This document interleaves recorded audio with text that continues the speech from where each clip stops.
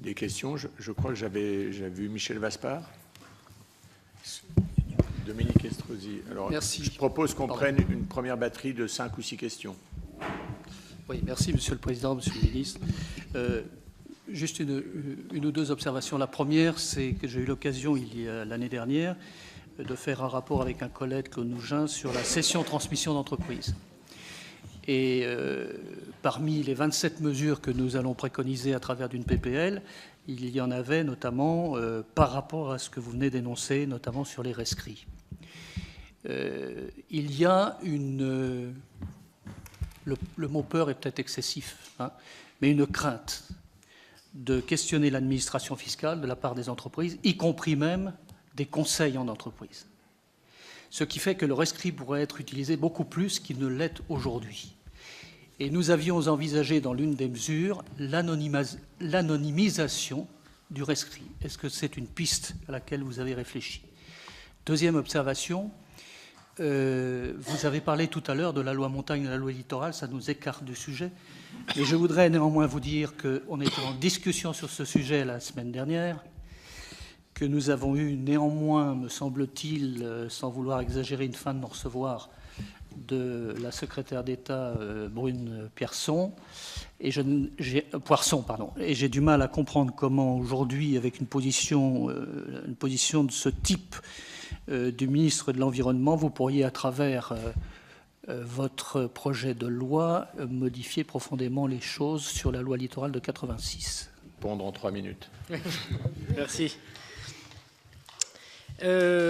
Alors, peut-être par ordre d'intervenant, je ne peux pas répondre sur l'anonymisation des rescrits. Je pense que M. Parent pourra vous apporter peut-être une solution sur comment il voit les choses en tant que spécialiste de l'administration fiscale. Ce que je peux vous dire, en revanche, c'est que dans un autre texte que nous vous présenterons sans doute au printemps, vous avez vu que je l'ai annoncé dans les colonnes du Figaro, qui est la lutte contre la fraude fiscale, nous proposons notamment de publier, ce qui n'est pas le cas aujourd'hui, les principes généraux des rescrits, évidemment pour le coup en gardant l'anonymat pour des questions de secret fiscal, mais qui permettront à chacune et à chacun de comprendre qu'en situation parallèle, ils ont une information sans eux-mêmes faire la démarche vis-à-vis de l'administration fiscale. Se prévaloir finalement de la doctrine que l'administration fiscale pourrait donner à l'entreprise X, même si l'entreprise Y, à peu près similaire, n'aurait pas besoin de refaire donc cette demande de rescrit, et donc une sorte d'information à l'heure des données partagées. C'est une manière à la fois de parler d'anonymisation, puisqu'on ne parlerait pas des entreprises concernées, qui ne répond pas tout à fait à votre question et à votre rapport, mais dont on vous dit qu'on y travaille. Et peut-être que M. Parent pourra, tout à l'heure dans son audition, vous apporter plus de précisions sur l'intérêt de l'anonymisation des rescrits et ainsi de permettre ou pas aux gens qui auraient peur ou qui auraient de l'appréhension de poser des questions à l'administration, partant sans doute du principe que quand on pose une question à l'administration, on attire le regard. Voilà, c'était sans doute ce que vous suggériez. Voilà. En ce qui concerne la prise de position de Madame la secrétaire d'État à l'écologie, je vais regarder, je ne sais pas, peut-être que c'était... moi, je le voyais plus comme une interprétation entre deux contraintes législatives. Enfin, voilà, je suis depuis 8 mois dans le retour par le corps préfectoral, notamment parce qu'il a des problèmes concrets vis-à-vis de l'administration, vis-à-vis des demandes des élus, parfois de lois votées par le Parlement et proposées par le gouvernement qui sont contradictoires dans un même territoire, puisque par ailleurs on souhaite faire remonter l'activité touristique et puis on applique 2 lois.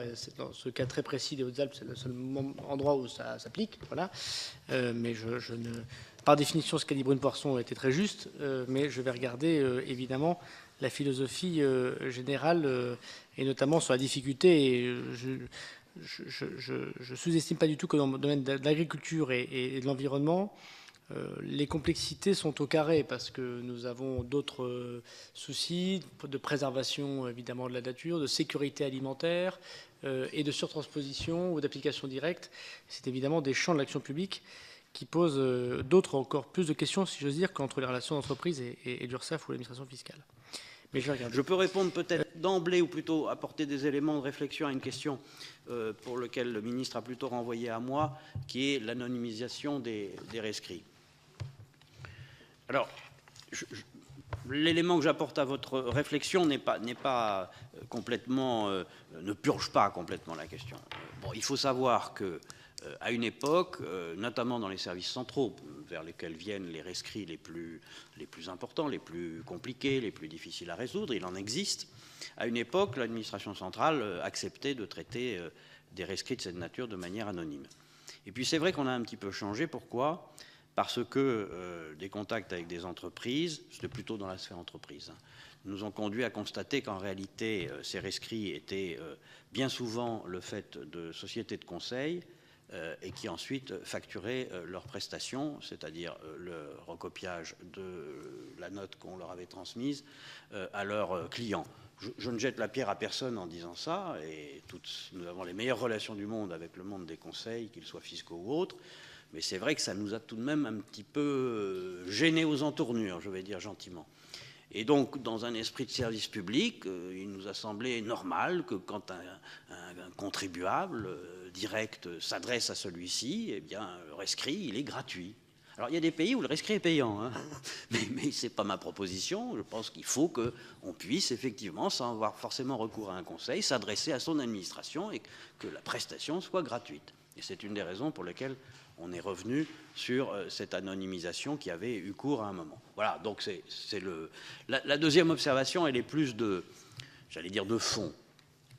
Je ne me résous pas à l'idée, et c'est un peu le sens de mon propos liminaire, qu'on répugne à poser une question à l'administration parce qu'on en craint une espèce de retour de flamme, voilà. Pour au moins deux raisons. D'abord, ce n'est pas notre pratique, c'est peut-être un peu notre image, mais ce n'est pas notre pratique. Donc j'ai du mal à considérer ça comme un état de fait. C'est d'autant moins notre pratique qu'à l'intérieur de l'administration, un peu vaste que j'ai l'honneur de diriger, ceux qui font les rescrits, ce n'est pas ceux qui font le contrôle. En gros, il y a des spécialistes du contrôle fiscal, voilà, on en parlera peut-être, et puis il y a des services juridiques. J'ai à ma droite Édouard Marcus, qui est le chef du service juridique de la fiscalité dans les services centraux à Bercy, à mes côtés, à la Direction générale des finances publiques. Il fait des rescrits, il n'est pas responsable du contrôle fiscal. Alors, évidemment, tout ça, c'est un peu chinois, on ne va pas clamer ça sur les toits, encore que les conseils, qui sont quelquefois à l'origine de la demande de faire des rescrits anonymes, le savent fort bien. Donc voilà un peu des éléments de réflexion que je voulais apporter à votre question tout à l'heure, sur lequel le ministre a souhaité que je vous donne à haute voix des éléments de réflexion. Voilà, très, très sommairement, et pour laisser toute place à vos questions,